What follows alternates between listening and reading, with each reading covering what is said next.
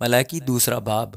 اور اب اے کاہنوں، تمہارے لیے یہ حکم ہے، رب الافواج فرماتا ہے، اگر تم شنوا نہ ہوگے اور میرے نام کی تمجید کو مد نظر نہ رکھو گے تو میں تم کو اور تمہاری نعمتوں کو ملعون کروں گا، بلکہ اس لیے کہ تم نے اسے مد نظر نہ رکھا، میں ملعون کر چکا۔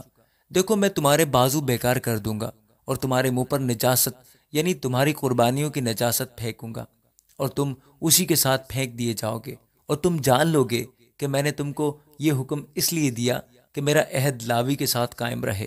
رب الافواج فرماتا ہے، اس کے ساتھ میرا عہد زندگی اور سلامتی کا تھا، اور میں نے اسے زندگی اور سلامتی اس لیے بخشی کہ وہ ڈرتا رہے، چنانچہ وہ مجھ سے ڈرا اور میرے نام سے ترسا رہا۔ سچائی کی شریعت اس کے منہ میں تھی اور اس کے لبوں پر ناراستی نہ پائی گئی۔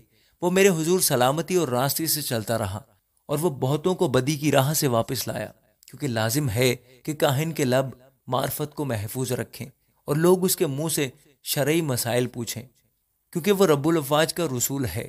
پر تم راہ سے منحرف ہو گئے، تم شریعت میں بہتوں کے لیے ٹھوکر کا باعث ہوئے، تم نے لاوی کے عہد کو خراب کیا۔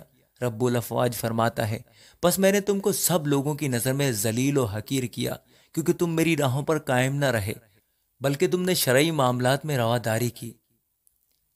کیا ہم سب کا ایک ہی باپ نہیں؟ کیا ایک ہی خدا نے ہم سب کو پیدا نہیں کیا؟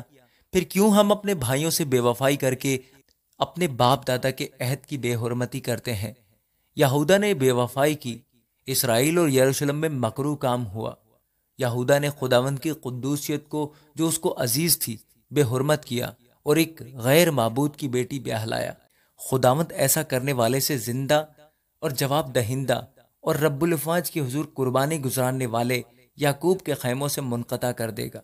پھر تمہارے اعمال کے سبب سے خداوند کے مذبح پر آہ و نالہ اور آنسوؤں کی ایسی کثرت ہے کہ وہ نہ تمہارے ہدیہ کو دیکھے گا اور نہ تمہارے ہاتھ کی نظر کو خوشی سے قبول کرے گا۔ تو بھی تم کہتے ہو کہ سبب کیا ہے؟ سبب یہ ہے کہ خداوند تیرے اور تیری جوانی کی بیوی کے درمیان گواہ ہے، تو نے اس سے بے وفائی کی ہے، اگرچہ وہ تیری رفیق اور منکوحہ بیوی ہے۔ اور کیا اس نے ایک ہی کو پیدا نہیں کیا، باوجود یہ کہ اس کے پاس اور ارواح موجود تھیں؟ پھر کیوں ایک ہی کو پیدا کیا؟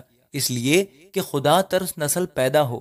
پس تم اپنے نفس سے خبردار رہو اور کوئی اپنی جوانی کی بیوی سے بے وفائی نہ کرے، کیونکہ خداوند اسرائیل کا خدا فرماتا ہے، میں طلاق سے بیزار ہوں، اور اس سے بھی جو اپنی بیوی پر ظلم کرتا ہے۔ رب الافواج فرماتا ہے، اس لیے تم اپنے نفس سے خبردار رہو تاکہ بے وفائی نہ کرو۔ تم نے اپنی باتوں سے خداوند کو بیزار کر دیا، تو بھی تم کہتے ہو کہ کس بات میں ہم نے اسے بیزار کیا؟ اسی میں جو کہتے ہو کہ ہر شخص جو برائی کرتا ہے خداوند کی نظر میں نیک ہے اور وہ اس سے خوش ہے، اور یہ کہ عدل کا خدا کہاں ہے؟ آمین۔